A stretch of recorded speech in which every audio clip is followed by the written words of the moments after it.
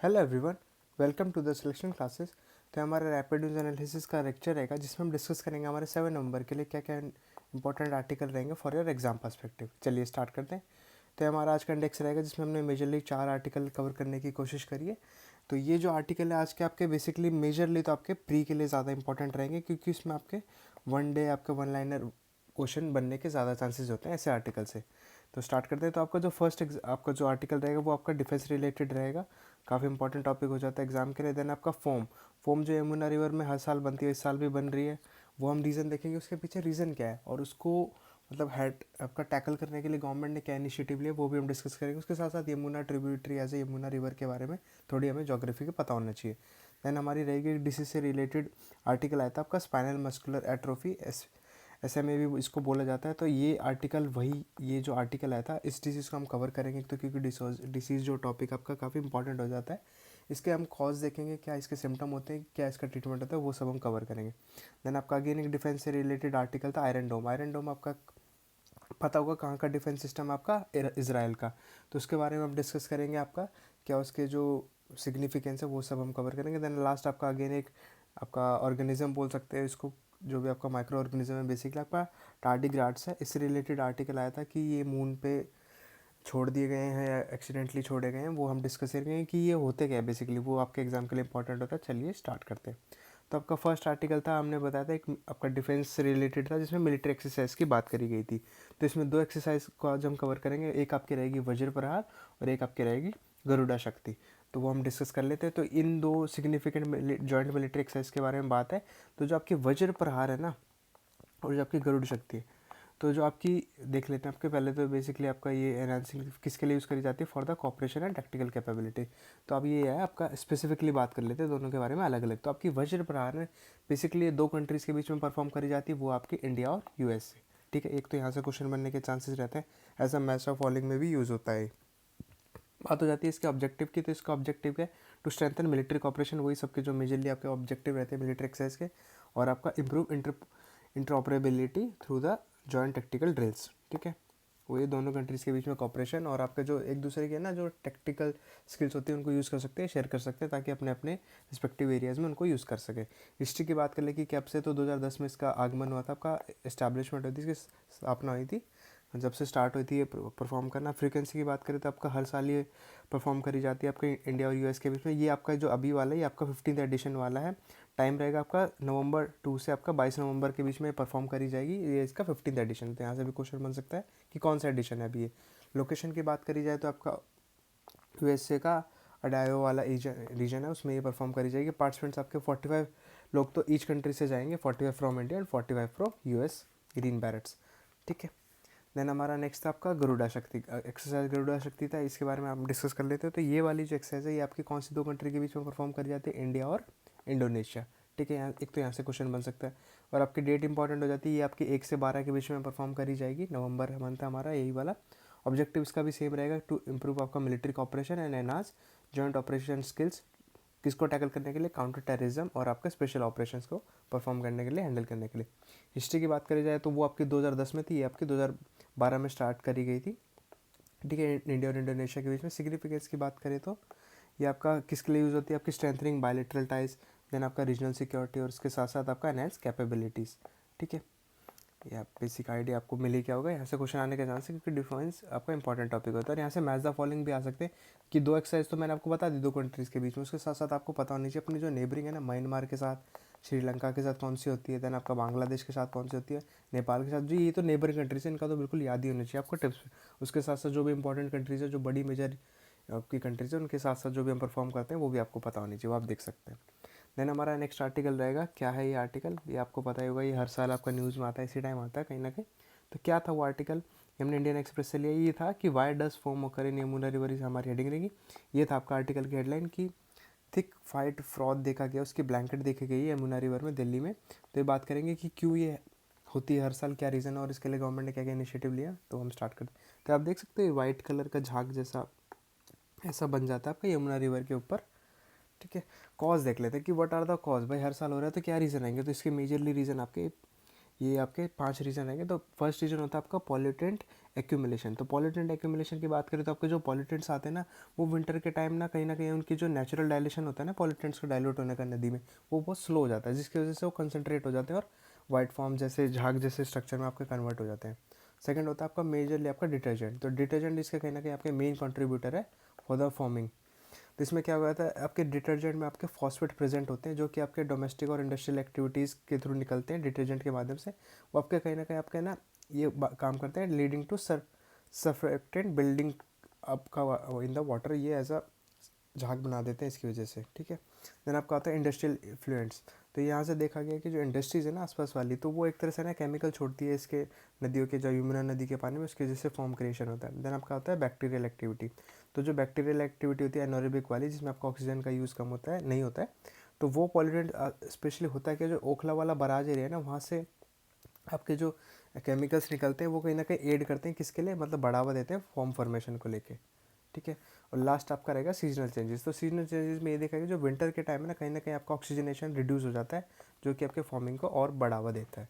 तो ये मेजरली आपके 5 रीजन है, आपको पता होने चाहिए। आपके मेंस में भी आप यूज़ कर सकते हो, मेंस में क्वेश्चन आ सकता है ये वाला यमुना रिवर वाला ना फॉर्म क्रिएशन, तो आप देख सकते हैं। और देख लेते हैं कि अब देखा जाए तो कि गवर्नमेंट ने इसके लिए क्या इनिशिएटिव लिया, वो ज़रूरी होता है आपके लिए। तो इसके लिए गवर्नमेंट ने इनिशिएटिव लिए जाते हैं, उसको बोला जाता है आपका डीफॉर्मिंग प्रोसेस। तो डीफॉर्मिंग प्रोसेस में क्या होता है, आपका डीफॉर्मर सॉल्यूशन का यूज़ होता है। तो उसमें कौन सा वाला केमिकल यूज़ होता है, वो है आपका पॉलीऑक्सी पायरोपैलाइन बेस्ड डिफॉर्मर यूज़ होता है। तो उसको छिड़क दिया जाता है, वो आपके यूएसएफडी से अप्रूव है।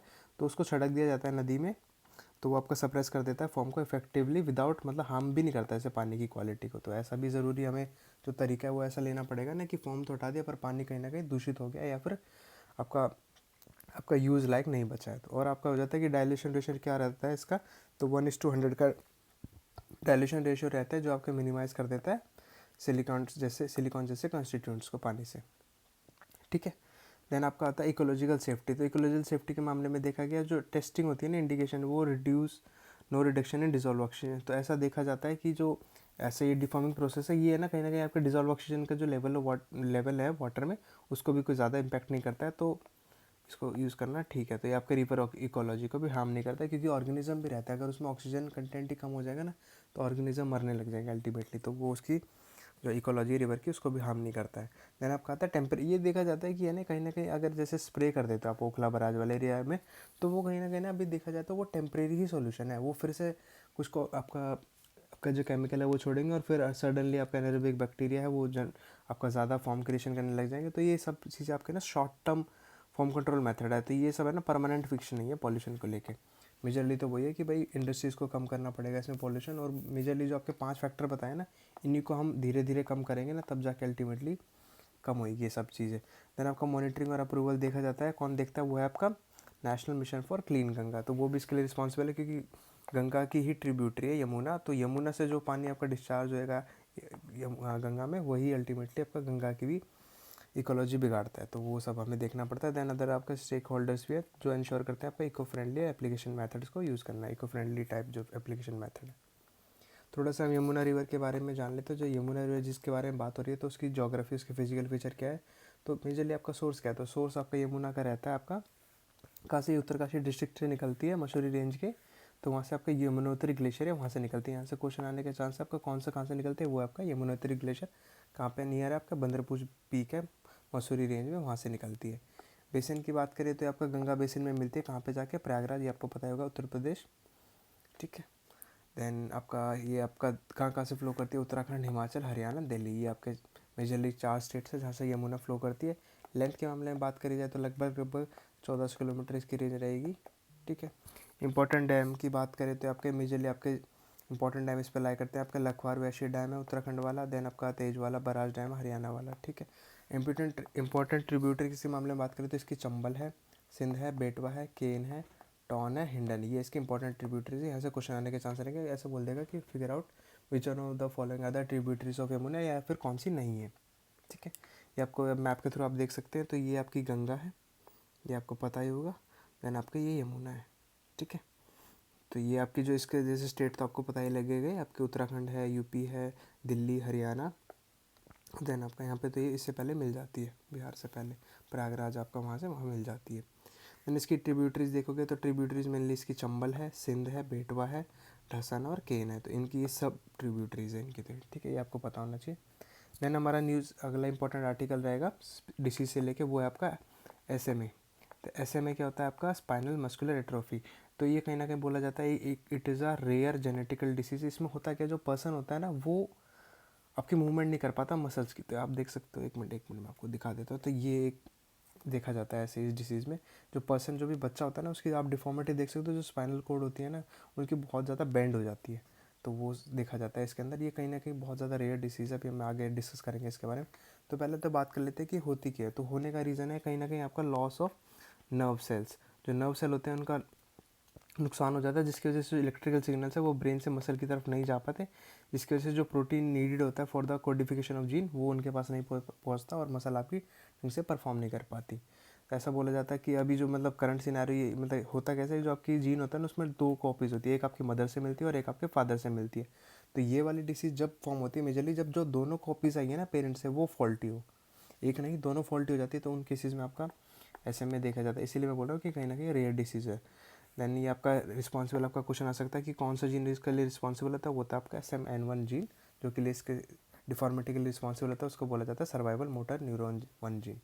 ठीक है, तो यही वाला जीन होता है, इसका क्रूशियल रोल रहता है प्रोडक्शन ऑफ प्रोटीन, जो कि आपके मोटर न्यूरॉन्स के सर्वाइवल के लिए ज़रूरी होता है। तो इसी में अगर जो म्यूटेशन होते हैं वो कहीं ना कहीं आपके प्रोग्रेसिव लॉस का काम करती है इन motor neurons, which results in आपका मसल वीकनेस एंड आपका ये एट्रॉफी देखी जाती है। इसके साथ साथ अदर जीन होते हैं, ये वाले 3 जीन हैं उसमें बात करी गई है। तो इसमें अदर जीन है जो आपका फ्रेजाइल एक्सेस सिंड्रोम है, ब्रेस्ट कैंसर है, देन आपका कैंसर है, ये सब इसके साथ देखा जाता है। देन वल्नरेबल ग्रुप्स के मामले में बात करी जाए तो आपका जो कौन कौन से जो ज़्यादा इफेक्ट होते हैं इसकी वजह से, तो वो है आपके बेबीज़ और चिल्ड्रंस। तो ये 2 कैटेगरी होती है, मतलब बच्चे ज़्यादा इम्पैक्ट होते हैं इस डिसीज़ से। विद टाइम प्रोग्रेस आपके जो एक्सट्रीमली डिफ़िकल्ट जो बेबीज़ होते हैं ना, अगर उनको हो जाता है तो धीरे धीरे ना वो ज़्यादा प्रॉब्लम फेस करने लग जाते हैं। इसकी वजह से तो बेबीज़ को बहुत दिक्कत होती है खुद को मूव करने में, आता कि सिटिंग में, लिफ्टिंग में, उनके हेड तक अपने सर को उठाने में भी बहुत दिक्कत होती है, और स्वेलिंग द मिल्क। तो आप देख सकते हो ये इनकी भाई च्यूइंग में डिफ़िकल्ट हो रही है, निगलने में, स्वॉलिंग में, इनकी स्पाइन काउड हो जाती है, ये इसके करने के सिम्टम बोल सकते हो आप इनके। और आपके जो इनके लिम्स होते हैं वो वीक हो जाते हैं बहुत ज़्यादा। देन आपकी मोबिलिटी कम हो जाती है, बोन में फ्रैक्चर जैसी कंडीशन देखी जाती है, सोरनेस हो जाते हैं आपके जो मसल, सोरनेस हो जाती है आपके, ब्रीथिंग में काफ़ी ज़्यादा प्रॉब्लम होती है। तो इसके साथ हेड मूवमेंट, हेड को मूव करने में काफ़ी ज़्यादा दिक्कत होती है। रेयर इसलिए बोल रहा था क्योंकि ये देखा जाता है कि आपके 10,000 में से एक बच्चे को ये डिसीज़ आपके मेजरली होती है, तो इसलिए that's why it is rare. इसके लिए जो एक वो बोल सकते हो आप मेथड है, तो मेथड ये है, उसका नाम है आपका, जो मेजरली आपका प्रेवलेंट है वो आपका ज़ोल्गेनसैमा जीन थेरेपी बोला जाता है इसको। ठीक है, ये वाला ट्रीटमेंट है। तो इस ट्रीटमेंट को ज़ोल्गेनसैमा का ट्रीटमेंट है, इसमें होता क्या, आपका जो फॉल्टी जीन होता है ना उसको रिप्लेस कर दिया जाता है हेल्दी जीन से। तो हेल्दी ज़ोल्गेनसैमा क्या होता है, हेल्दी कॉपी बना दी जाती है फॉल्टी जीन को हटा के, तो आपके नर्व सेल अल्टीमेटली आपका प्रोटीन सिंथेसिस करने लग जाता है, जो कि आपके मसल के पास सिंथेसिस करने पहुंचा देता है आपका सिग्नल, और आपका मसल सही से काम करने लग जाता है। तो ये वही डिसीज़ है जिसमें आपने सुना होगा कहीं ना कहीं आपका 16 करोड़ का इंजेक्शन यूज़ होता है, तो ये वही डिसीज़ है। तो इसमें जो ज़ोल्गेनसैमा जो इंजेक्शन यूज़ होता है ना वो आपका 16 करोड़ का होता है। तो दैट्स वाई इसको ऐसा बोला जाता है कि किसी बच्चे को जाती है तो वो ठीक होने का काफ़ी कम ही चांसेस रहते हैं उसके में, 16 करोड़ अरेंज करना काफ़ी मुश्किल है ना। तो वो चीज़ हो जाती है। देन आपका नर्व मोटर सेल, ये उसका डायग्राम में बता रखा है, सेल होता है, एक्सॉन होता है, ये मसल है, ये सब बता रखा है। देन हमारा नेक्स्ट आर्टिकल रहेगा आयरन बीम डिफेंस से रिलेटेड। तो क्या वो न्यूज़ इंपॉर्टेंट आपकी न्यूज़ आई थी, तो वो ये थी कि जो आयरन बीम है इसराइल का, उन्होंने एक हाई पावर दे दिया आपके एयर डिफेंस सिस्टम में, वो सब ठीक है। तो हमारे लिए ज़रूरी हो जाता है इसके बारे में थोड़ा सा जान ले। तो एक आयरन बीम है, ये कौन सी आपकी कंट्रीज़ के पास है, तो ये आपका आंसर है इसका इसराइल। ठीक है, इसराइल के मिसाइल डिफेंस सिस्टम का ये पार्ट है, ये आपको पता होना चाहिए। तो ये बेसिकली आपका 10 किलो वॉट पे आपका एनर्जी लेज़र सिस्टम इस पे काम करती है, जो आपका first operational system in class है। कहीं ना कहीं इसमें ना लेज़र यूज़ करी जाती है। तो ये आपका पावरफुल बीम छोड़ता है जो डिस्ट्रॉय कर देता है आपका फास्ट मूविंग प्रोजेक्टाइल में जो मोशन में बॉडी आ रही है उनको। ये आपका किसने बनाया था, आपका राफेल एडवांस डिफेंस सिस्टम ने बनाया था।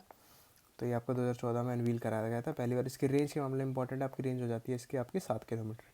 ठीक है, एडवांटेज के मामले में बात करें तो इसके क्या एडवांटेज है, तो इसके एडवांटेज है एक तो ये लेज़र है।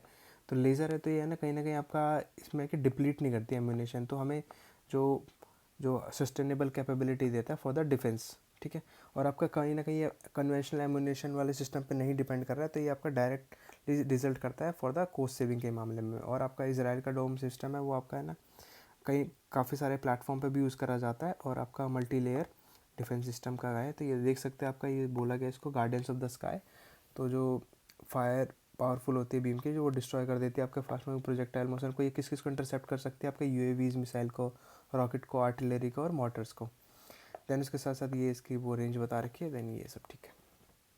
इसका वर्किंग देख लेते हैं। तो वर्किंग ऐसे होते हैं जैसे एनिमी ने आपके रॉकेट छोड़े तो उसके बाद जो अपना आयरन डोम है उसका जो रडार होता है वो उसको डिटेक्ट कर लेता है। देन उसके बाद वो कंट्रोल सिस्टम को उसका इम्पैक्ट पॉइंट अब जो भी एस्टिमेट बता देता है कि इतना टाइम में इतना ही हिट करने वाले। तो यहाँ से आपका जो लॉन्चर मिसाइल होता है वो इंटरसेप्ट करके आपके बदले में आपके मिसाइल छोड़ देता है जो जो जाके टकरा जाती है और मिसाइल वहाँ पे एक्सप्लोड कर जाती है। ठीक है, विदाउट क्लोज में आने के बजाय। तो ये देख सकते हैं डोम शील्ड इसलिए बोला जाता है आपका। देखो डोम की तरह काम करता है आयरन डोम। डिसएडवांटेज के मामले में बात कर लेते हैं तो इसके कुछ डिसएडवांटेज भी है। डिसएडवांटेज एक तो है ना कहीं आपके जब कहीं ना कहीं हैवी क्लाउड देखे जाते हैं या फिर वेदर कंडीशन में कुछ खराबी देखी जाती है तो वहाँ पे इनकी जो रिस्ट्रिक्शन होती है विजिबिलिटी वो कम हो जाती है तो उनको प्रॉब्लम होती है। और देखा जाता है कि वेट कंडीशन जो आपके वेदर वेट कंडीशन होती है अगर मॉइस्चर ज़्यादा एटमॉस्फेयर में तो ये ढंग से परफॉर्म नहीं कर पाती क्योंकि जो वाटर पार्टिकल होते हैं हवा में वो आपका ऑब्जॉर्व कर लेते हैं लेज़र की एनर्जी को और ये आपके डायरेक्ट लाइन ऑफ साइट पे काम करती है। तो इसका क्रिटिकल हो जाता है। मतलब उस जो आपके सामने से ऑब्जेक्ट आ रहा है वो कहीं ना कहीं लाइन ऑफ साइट में रहना चाहिए, निगरानी में उसके सामने दिखना चाहिए। और आपका इसका कहीं ना कहीं देखा जाता है स्लो रेट ऑफ फायर है तो कहीं ना कहीं आपके 5 सेकंड लेता है फॉर द फायरिंग। तो 5 सेकंड आपके युद्ध के मामले में बहुत ज़्यादा क्रूशियल होते हैं। देन हमारे नेक्स्ट आर्टिकल है इसमें बात करेगी ये आपके टार्डिग्रेड्स। तो टार्डिग्रेड्स कौन है, क्या होते हैं टार्डिग्रेड्स, वो हम डिस्कस कर लेते हैं। तो देखिए ये आपके टार्डिग्रेड्स। तो इनको माइक्रो ऑर्गेनिज्म है बेसिकली, हम नेकेड आई से तो नहीं देख सकते। तो न्यूज़ क्या थी, तो न्यूज़ ये थी कि जो इसराइल का बेरशीट वाला जो मिशन था उन्होंने आपका क्रैश कर दिया मून पे। तो उसके पास आपके 1000 ऑफ टार्डिग्राड्स थी। हम वही देखने के लिए भेजा था कि कैसे सर्वाइव भी कर सकते हैं ऐसी सिचुएशन में, तो उसी के लिए भेजा गया था। क्योंकि एक तो माइक्रोस्कोपिक क्रिएचर है, ऐसा बोला जाता है कि they can survive basically anything including the vacuum of space. तो इसलिए इनको भेजा गया था वहाँ पे स्पेस में फॉर द चेकिंग करने के लिए कि दे कैन और नॉट। तो अभी तक तो कर रहे हो, ठीक है। तो आपको बोला जाता है आपके फ्री लिविंग आपका टाइनिंग इन्वर्टिब्रेट्स है ये, ठीक है। 1300 स्पीशीज़ है, उनमें से एक पार्ट है आपका 1300 इसकी all over the world wide species भी है। इनको आपका वाटर बुयर्स और आपका मोस्ट पिगलेट्स भी बोला जाता है। 8 लेग होते हैं इनके। हैबिटेट के मामले में बात करें तो इनका आपका एक्वेटिक हैबिटेट बोला जाता है इनको, बिकॉज इनके अराउंड है ना अराउंड आपके एक थिन लेयर होती है पानी की जो इनको ऑलवेज हाइड्रेट रखती है, ठीक है। तो इस वजह से किसी भी एनवायरनमेंट में सर्वाइव कर लेते हैं, डीप सी से लेके आपके सैंड ड्यूज तक। इनको फ्रेश जो आपके मॉसेस होते हैं, लिचन्स होते हैं, उनमें बेसिकली हैबिटेट होता है इनका, वहाँ पे जाके ये आपके उनके साथ कोलैब करके सर्वाइव करते हैं। और आपका बात करी जाए तो ये सब इनका, तो ये कौन कौन सी आपकी हीटिंग में भी, एक्सट्रीम कोल्ड या अल्ट्रावायलेट रेडिएशन और इवन आउटर स्पेस में सर्वाइव कर सकते हैं, ठीक है। अनफेवरेबल कंडीशन जो इनके मतलब अगर इनके वातानुकूलित जब इनके अकॉर्डिंग अगर सिचुएशन नहीं है ना तब भी वो सर्वाइव कर लेते हैं। तो ये है कि ऐसा बोला जाता है कि they can survive for years और even decades without the food या फिर हार्श कंडीशन में। फिजिकल फीचर मैंने जैसे आप देख ही सकते हो, तो ये शॉर्ट प्लम इनका शेप होता है आपका, टफ ये टक्टाइल होता है, शेड टू ग्रो ये सब है। देन इसके बाद देखा जाए तो साइज़ क्या होता है, तो ये 1 mm नहीं, ये है मिलीमीटर, तो नेकेड आई से हम देख ही नहीं सकते, ठीक है। ये इनका हाइड्रोस्टेटिक स्केलेटन होता है, तो फ्लूइड लाइक कंपार्टमेंट होता है जिसको आपका हेमोलाइफ बोला जाता है। इनके 4 पेयर ऑफ लेग्स होते हैं, तो और उसके साथ साथ आपका 4 to 6 क्लॉज भी होते हैं ऑन ईच फुट। ये देख सकते हो अब, ये है 8 लेग होते हैं इनके। इसके साथ साथ इनके पास ये एक स्पेशल माउथ पार्ट होता है जिसको बोला जाता है बुकोफायरिंगल अपैरेटस वाला, जो सकिंग आपके सक करते हैं न्यूट्रिएंट्स उसके थ्रू प्लांट और अदर ऑर्गेनिज्म से। देन हमारा आज का ये लास्ट आर्टिकल है जिसमें बात करी गई थी आपका अभी रिसेंटली ऑर्गेनाइज करा है आपका फर्स्ट एशियन बुद्धिस्ट समिट। यहाँ से क्वेश्चन आने का चांस हो जाते हैं। तो कहाँ पे ऑर्गेनाइज करा है, वो आपका न्यू दिल्ली इसकी लोकेशन रहेगी, ठीक है। तो आप देख सकते हो ये आपका ये हेडिंग थी कि first Asian Buddhist summit held करा है आपका नवंबर 5 से लेकर 6 के बीच में चले गए। तो वो इंपॉर्टेंट है। तो इसके लिए कौन सी मिनिस्ट्री रिस्पॉन्सिबल है, वो आपकी ministry of culture, government of India इसके लिए रिस्पॉन्सिबल है, ठीक है। और आपका आईबीसी क्या होता है, इंटरनेशनल बुद्धिस्ट कॉन्फेडरेशन है जो कि ऑर्गेनाइज कर रही है ये, जिसको EBS बोला गया है, एशियन बुद्धिस्ट समिट। इसके की डिटेल्स के मामले में बात कर लेते हैं। तो क्या है, तो ये एक तो मिनिस्ट्री ऑफ कल्चर इसको होस्ट कर रही है, लोकेशन आपकी न्यू दिल्ली रहेगी। कहाँ पे कर रही है, किसी लिए इन द कोलैबोरेशन किसके साथ, आपका जो ministry of culture plus IBC इसको होस्ट कर रही है, ठीक है। ऑब्जेक्टिव के मामले में ये ऑब्जेक्टिव इसका ज़रूरी है। तो ऑब्जेक्टिव है एक तो डायलॉग जो आपका किस मामले में, आपका बुद्धिस्ट अंडरस्टैंडिंग के मामले में, क्योंकि जो बुद्धिज़्म का आपका जो जन्म हुआ था वो इंडिया से ही हुआ था, तो काफ़ी ज़्यादा इंपॉर्टेंट रोल हो जाता है इंडिया के इस मामले में। तो करंट इश्यूज़ को डिस्कस करने के लिए और उसके साथ साथ आपके एशिया की बुद्धिस्ट कम्युनिटी के बारे में आपस में, ठीक है। इसकी थीम क्या रहेगी, थीम इंपॉर्टेंट आपकी, तो थीम है इसकी role of Buddha Dhamma in strengthening Asia. तो हम इसको है ना कहीं ना कहीं जियो पोलिटिकल आपके एजेंडा से भी, आपके जियो पोलिटिकल फ़ायदे के लिए भी जोड़ेंगे इसको। तो वहाँ से इंपॉर्टेंट है, यहाँ से हम ले सकते हैं पॉइंट्स। तो हम इसकी जो रोल है आपका धम्मा का, उनको भी आपके जो प्रीचिंग्स हैं उनको यूज़ करेंगे। तो इसका एम क्या है, तो एम इसका आपका संघ लीडर्स को यूनाइट करना, आपका स्कॉलर, एक्सपर्ट, बुद्धिस्ट, आपके प्रैक्टिशनर्स और diverse tradition across the Asia, उन सबको एक साथ एकीकृत करना फॉर द मतलब टीचिंग्स के लिए, अंडरस्टैंडिंग के लिए। सिग्निफिकेंस की बात कर ले, जो तो बुद्धा धम्मा का अब तक क्या सिग्निफिकेंस रहा है एशिया के मामले में, तो एशिया में क्या सिग्निफिकेंस रहा है आपका कल्चर एंड आपका स्पिरिचुअल यूनिटी के मामले में बात हो जाती है। तो जो बुद्धा की टीचिंग है ना, उनको हम बहुत सारे पर्सपेक्टिव पे यूज़ कर सकते हैं। साथ साथ आपका कॉमन पर्सपेक्टिव होता है लाइफ को लेके, डिविनिटी को लेके और आपका सोशल वैल्यूज़ को लेके वहाँ पे यूज़ करा जा सकता है। इन्फ्लुएंस के मामले में बात करें तो जो इन्फ्लुएंस आपका फॉरेन पॉलिसी पे काफ़ी ज़्यादा होता है, आप काफ़ी मतलब यूज़ भी कर सकते हो और होता भी है। तो जो बुद्धा धम्मा का है वो उनको हम इंडिया के नेशनल आइडेंटिटी और आपका फॉरेन पॉलिसी में यूज़ करते हैं आपका फॉर द इंटीग्रेशन आपका Buddhist values in diplomatic approach. तो यहाँ पे हम ऑलरेडी यूज़ करते हैं बुद्धा धम्मा को, और आपका इसके साथ साथ एक्ट ईस्ट पॉलिसी में भी हम यूज़ करते हैं।